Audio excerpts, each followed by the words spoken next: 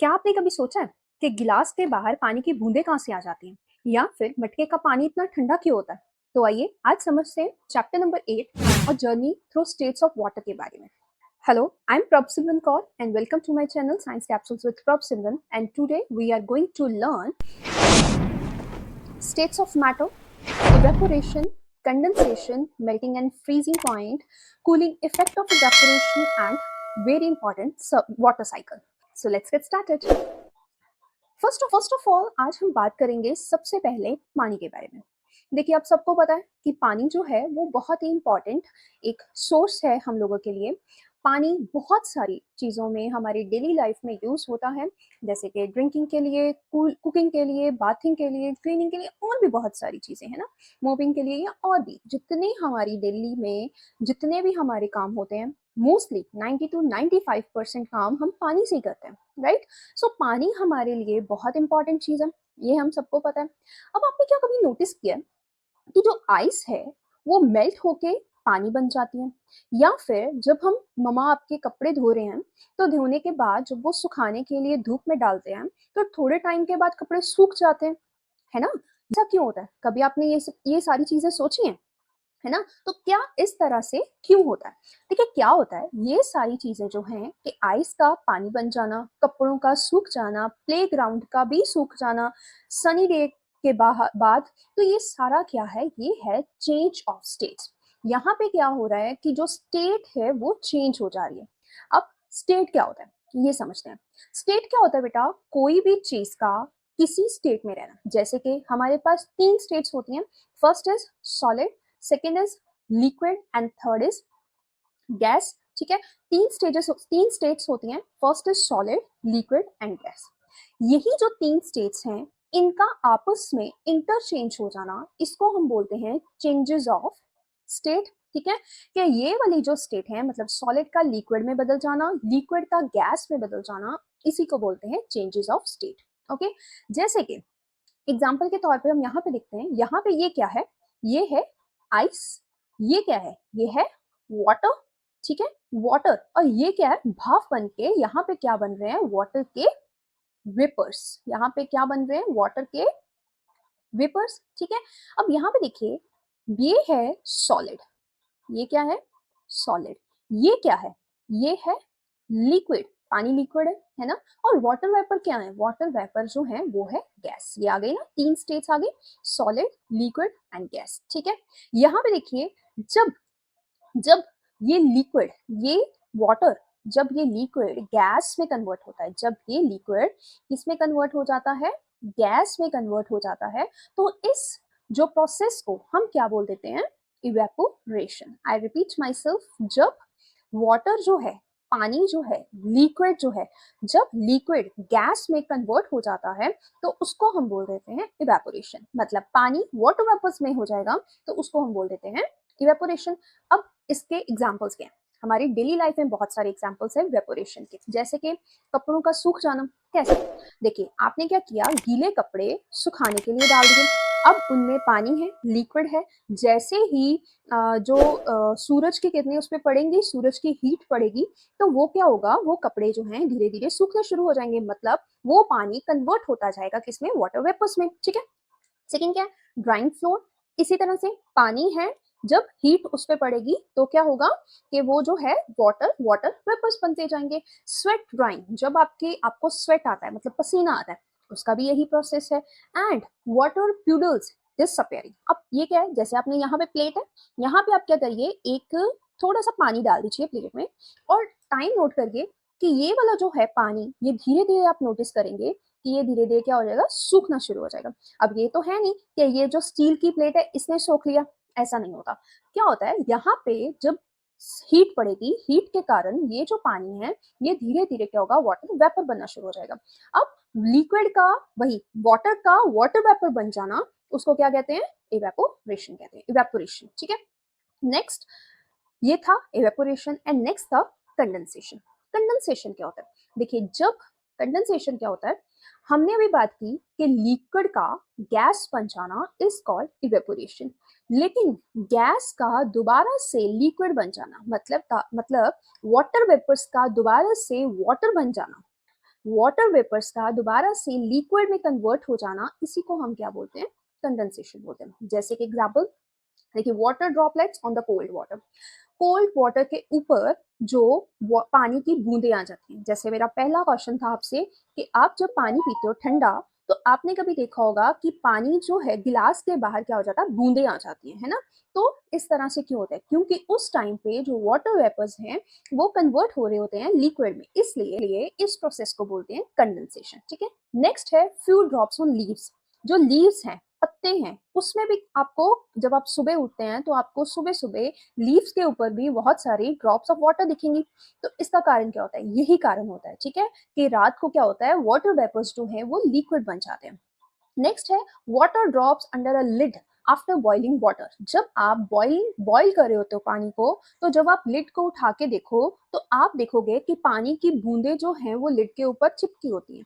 वही चीज कि वाटर वेपर्स किस में कन्वर्ट हो रहे होते हैं, वाटर में कन्वर्ट हो रहे हैं। तो ये सारे प्रोसेस को बेटा हम क्या बोलते हैं, इसको बोलते हैं कंडेंसेशन। ठीक है, अब देखते हैं कि प्रॉपर्टी क्या है। मतलब हमने पहले भी बात की कि हमारी आइस जो है वो क्या है, सॉलिड। वाटर क्या है, वाटर है लिक्विड। एंड वाटर वेपर्स क्या है, ये है गैस। ठीक है, अब यहाँ पे सबसे पहले इनकी प्रॉपर्टी की बात करें, शेप की बात करते हैं। देखिए, हमें पता है सॉलिड, कोई भी चीज जो कि सॉलिड है उसकी शेप हमेशा हमेशा फिक्स होगी। ठीक है, वाटर, उसकी तो कोई शेप नहीं होती ना, वो तो कंटेनर की शेप ले लेता है। मतलब अगर आप उसको जग में डाल रहे हो लिक्विड को, तो वो जग की शेप ले लेगा। अगर आप गिलास में डाल रहे हो तो वो गिलास की ले लेगा। अगर आप बाउल में डाल रहे हो तो बाउल की ले लेगा। ठीक है, सो वो क्या करता है, take shape of container. Water vapours की कोई भी फिक्स शेप नहीं होती। ठीक है, नेक्स्ट फ्लो, कितना फ्लो होता है, जैसे आइस का कोई फ्लो नहीं होता। मतलब कोई भी चीज को, अगर आप सॉलिड चीज को अगर आप अपनी किसी जगह पे रखोगे तो वो उसी जगह पे रहेगी, उसका कोई भी फ्लो नहीं है, मतलब वो फैलेगा नहीं, है ना। नेक्स्ट, पानी का तो फ्लो होता है, पानी एक जगह से दूसरी जगह जाता है। वाटर वेपर्स का भी फ्लो जो है वो होता है। ठीक है, स्प्रेड, मतलब कि जो सॉलिड है वो कितना फैलते हैं। सॉलिड्स जो होते हैं वो नहीं फैलते, जितना उनका वेट है वेट सेम रहेगा, जितना उनका, जितनी उन्होंने स्पेस कवर करनी है उतनी ही करेंगे। ठीक है, नेक्स्ट है वाटर लिक्विड की बात। तो लिक्विड जो है वो लिमिटेड, जितना उसने एरिया कवर करना है बस उतना सा ही करेगा, लिमिटेड करेगा। लेकिन यहाँ पे अगर हम वाटर वेपर्स की बात करें तो वो पूरा का पूरा एंटायर स्पेस जो है वो ऑक्यूपाई करते हैं। एग्जाम्पल के तौर पे मान लीजिए, अगर हमने डिओ पकड़ा हुआ है, परफ्यूम पकड़ा है, तो हम क्या करेंगे, अगर एक रूम में फैला देंगे, स्प्रेड कर देंगे, तो वो पूरे रूम में क्या हो जाएगा, स्प्रेड हो जाएगा। ठीक है, मतलब क्या होगा, वहां पे जो वाटर वेपर्स हैं, जो उसके वेपर्स हैं, वो पूरे के पूरे फैल जाएंगे। ठीक है, अब हमने बात की कि ये जो स्टेट्स हैं, सॉलिड, लिक्विड और गैस, ये आपस में इंटरचेंज होते रहते हैं। कैसे, यहाँ पे ये जो आइसक्रीम है, ये आइसक्रीम मेल्ट हो रही है। मतलब ये पहले क्या थी, सॉलिड थी, और सॉलिड किस में कन्वर्ट हो रहा है, लिक्विड में। अब जब सॉलिड कन्वर्ट हो रहा हो लिक्विड में, तो उसको हम बोल देते हैं मेल्टिंग। अब एक बात यहाँ पे ध्यान रखने वाली है, जब सॉलिड कन्वर्ट हो रहा होगा लिक्विड में, तो यहाँ पे हमें क्या रिक्वायर होगी, यहाँ पे हमें रिक्वायर होगी हीट। ठीक है, जब वाटर फ्रीज हो रहा है, यहाँ पे क्या हो रहा है, पानी है ना, यहाँ पे क्या हो रहा है, आइस है ना।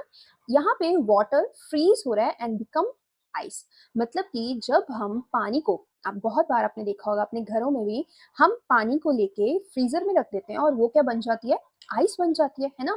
मतलब कि लिक्विड जब सॉलिड में, देखिए यहाँ पे क्या होगा, सॉलिड लिक्विड में, और लिक्विड जब सॉलिड में कन्वर्ट होता है तो उसको हम बोल देते हैं फ्रीजिंग। ठीक है, समझ आ गई। मेल्टिंग और फ्रीजिंग क्या होता है, मेल्ट होता है जब हीट पड़ी, सॉलिड के ऊपर हीट पड़ी, तो उसके कारण सॉलिड कन्वर्ट हो गया लिक्विड में।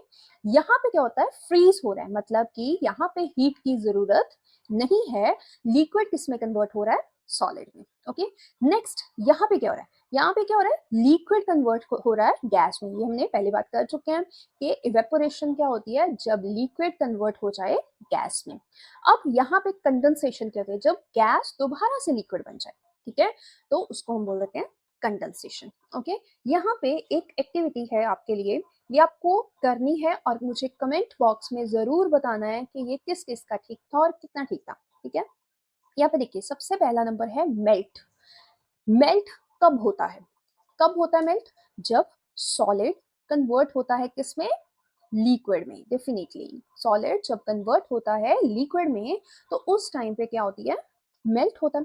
जब लिक्विड कन्वर्ट होता है किसमें, गैस में, तो तब क्या होता है यहाँ पे, जब लिक्विड कन्वर्ट होता है गैस में, मतलब पानी बनता है वाटर वेपर्स में, तो क्या होता है यहाँ पे, इवेपोरेशन होती है ना, इवेपोरेशन होती है।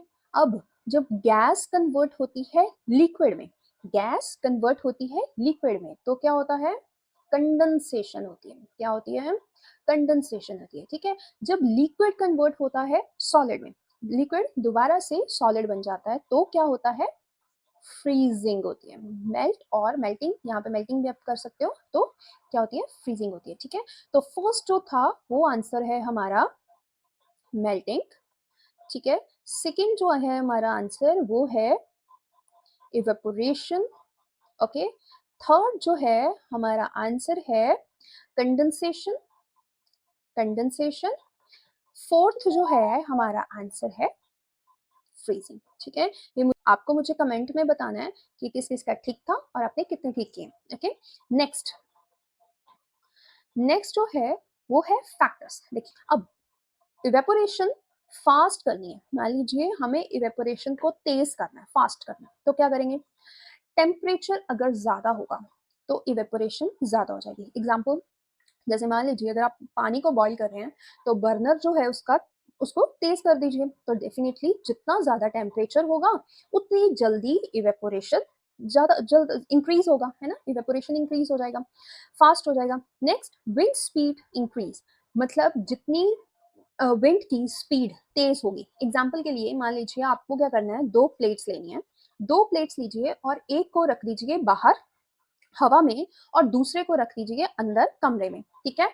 उस प्लेट्स में आप मेक श्योर करिए कि आपको पानी लेने हैं, थोड़ा थोड़ा पानी, जैसे हमने यहाँ पे बात की थी ना कि हमने यहाँ पे थोड़ा थोड़ा पानी लिया है, इस प्लेट में पानी लिया है ना, तो उसी तरह से आपको यहाँ पे भी क्या करना है, थोड़ा थोड़ा दो प्लेट्स में पानी लेना है। लेने के बाद एक को हवा में रख देना है और दूसरे को रूम में रख देना है। तो आप क्या करेंगे, आप नोटिस करेंगे कि जो आपने बाहर हवा में रखी थी प्लेट, उसका पानी जल्दी सूख जाएगा, लेकिन जो बाहर होगी, जो अंदर होगी रूम में, उसका पानी जल्दी नहीं सूखेगा, ठीक है।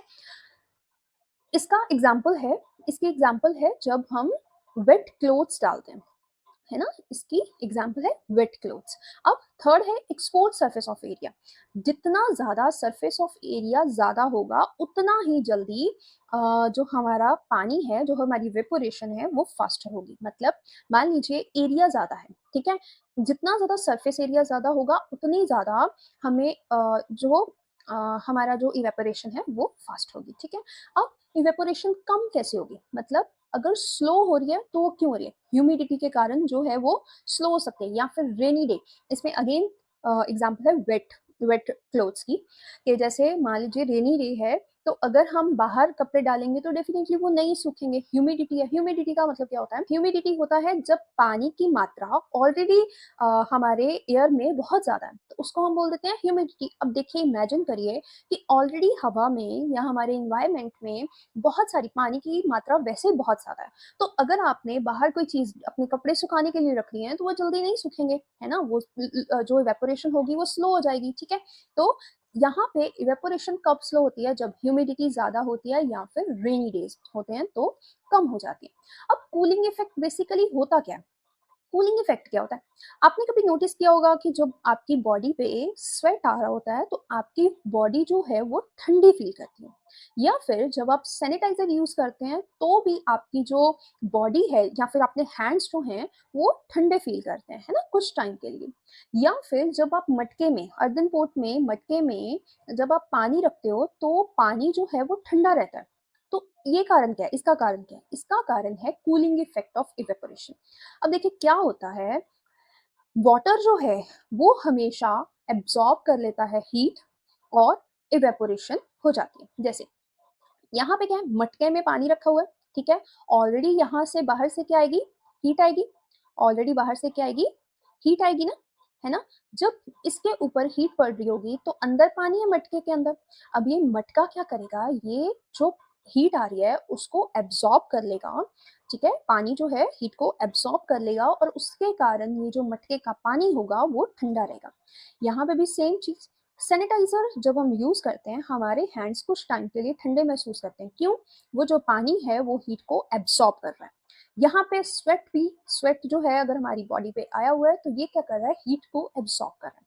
तो जब हीट जो वाटर है हीट को एब्सॉर्ब कर लेता है इवेपोरेशन के टाइम, तो उसको हम बोल देते हैं cooling effect of evaporation. Okay, simple, बहुत सिंपल सी चीज है कि कूलिंग इफेक्ट ऑफ इवेपोरेशन क्या होता है। जब पानी जो है हीट को एब्सॉर्ब कर लेता है इवेपोरेशन के टाइम, तो उसको हम बोल देते हैं cooling effect of evaporation. Okay, next, अभी हमने बात की मटके की, कि मटका जो है, थोड़ा सा डिटेल में हम इसको समझते हैं मटके के पानी को ठंडा होने के बारे में, कि मटके का पानी हमेशा ठंडा क्यों रहता है।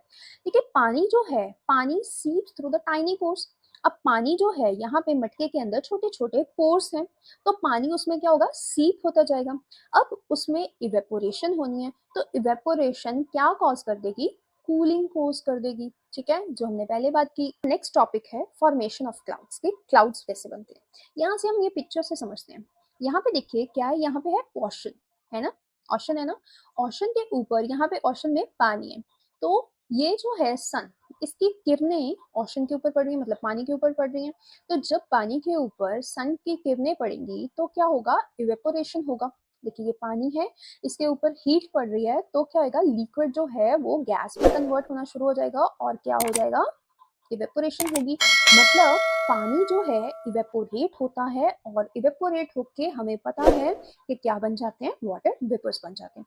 एक सर्टन हाइट पे जाके ये जो वाटर वेपर्स हैं ये बहुत ज्यादा बढ़ जाते हैं, और जो हवा होती है वो ठंडी हो जाएगी।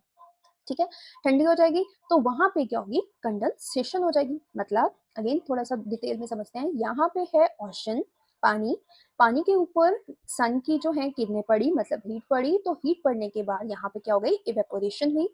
एक सर्टन हाइट पे जाके ये जो होगी एयर, वो ठंडी हो जाएगी, और यहाँ पे क्या हो जाएगी, कंडेंसेशन हो जाएगी। मतलब लिक्विड अगेन किसमें बन रहा है, यहाँ पे गैस में कन्वर्ट हो रहा है। जब कंडेंसेशन बढ़ जाएगी तो यहाँ पे क्या बनने शुरू हो जाएंगे, क्लाउड्स बन जाएंगे। ठीक है, क्लाउड्स बन जाएंगे। क्लाउड्स बनने के बाद यहाँ पे लिक्विड बन गया ना, ठीक है, तो ऑलरेडी डस्ट पार्टिकल्स हैं। डस्ट पार्टिकल्स उस लिक्विड के साथ, मतलब वो जो पानी की बूंदे होंगी उनके साथ मिल जाएंगे, और मिलने के बाद क्या बना देंगे, क्लाउड्स बना देंगे। ठीक है, तो यहाँ पे क्लाउड्स बन जाते हैं। अब उसका जो रिवर्स होता है, मतलब कि क्लाउड्स बन गए, क्लाउड्स बनने के बाद वो जो टाइनी ड्रॉपलेट्स हैं, जो कि छोटी छोटी अभी भी पड़ी हुई हैं, वो एक दूसरे के साथ मिलनी शुरू हो जाएंगी। जब वो बिग ड्रॉपलेट्स बन जाएंगी तो वो हैवी होना शुरू हो जाएंगी। अब हैवी हो गई हैं तो वो क्या होगी, रेन के थ्रू नीचे आ जाएंगी।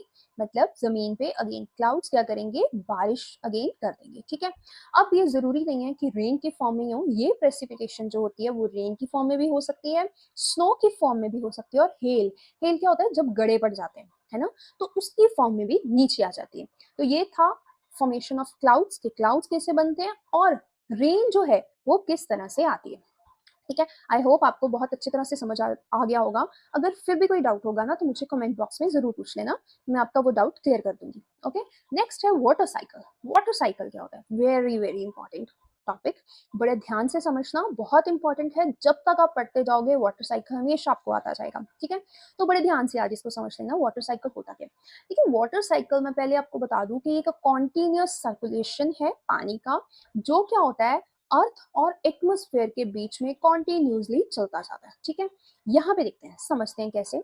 ये है हमारा ओशन, ये क्या है हमारा ओशन, और पानी है इसमें। ठीक है, जब सन की बूंदे इस पे पड़ेंगी तो सन की बूंदे पड़ने के बाद हीट आई, हीट से क्या हो गया, इवेपोरेशन हुए, इवेपोरेशन हो जाएगी। इवेपोरेशन के बाद यहाँ पे क्या बन जाएंगे, क्लाउड्स बन जाएंगे। ठीक है, क्लाउड्स बनने के बाद कंडेंसेशन हुई, कंडेंसेशन होने के बाद हमने बात की कि क्लाउड्स जो हैं वो प्रेसिपिटेशन, मतलब नीचे आ जाएंगे, रेन के थ्रू नीचे आ जाएंगे, है ना। जब रेन के थ्रू बेटा नीचे आएंगे तो वो रेन जो है वो किस में जाएगी, लेक्स में जाएगी, रिवर्स में जाएगी। वो पानी कहाँ जाएगा, रिवर में या लेक में जाएगा ना। ये पानी लेक्स और रिवर में जाने के बाद अगेन कहाँ पे आ जाएगा, ओशन में आ जाएगा। तो ये क्या हुआ, पहले ओशन में आया, फिर इवेपोरेशन हुई, फिर क्लाउड्स बने, फिर कंडेंसेशन हुई, कंडेंसेशन होने के बाद रेन हुई, फिर रिवर्स में और लेक्स में पानी गया, देन अगेन ओशन में पहुंच गया। तो मैंने पहले ही बात की थी कि वाटर साइकिल क्या है, एक कॉन्टिन्यूस सर्कुलेशन है ऑफ वाटर का between earth and atmosphere. Okay, समझ आ गई। तो ये है वाटर साइकिल। और आज का जो हमने पढ़ा फटाफट से समराइज कर लेते हैं। सबसे पहले हमने ये बात की कि पानी जो है वो 3 स्टेट्स में होता है, कौन कौन सी? सॉलिड, लिक्विड और गैस में। ठीक है, पानी जो है वो चेंज होता रहता है हीटिंग से या कूलिंग से, है ना, जब मेल्टिंग हुआ या फ्रीजिंग हुआ। नेक्स्ट, इवेपोरेशन में क्या होता है? लिक्विड कन्वर्ट हो जाता है गैस में। कंडेंसेशन में क्या होता है? गैस कन्वर्ट हो जाती है लिक्विड में। इवेपोरेशन जो है वो क्या कॉज करता है? कूलिंग कॉज करता है। अब वाटर जो है एक कॉन्टिन्यूस मूवमेंट है, तो उसी को हम बोल देते हैं वाटर साइकिल। ये था मेरा आज का chapter number 8, a journey through states of water. जरूर विजिट करिए, अपने दोस्तों के साथ शेयर करिए। अगर आपको मेरी वीडियो पसंद आई तो प्लीज लाइक जरूर करना। Thank you so much.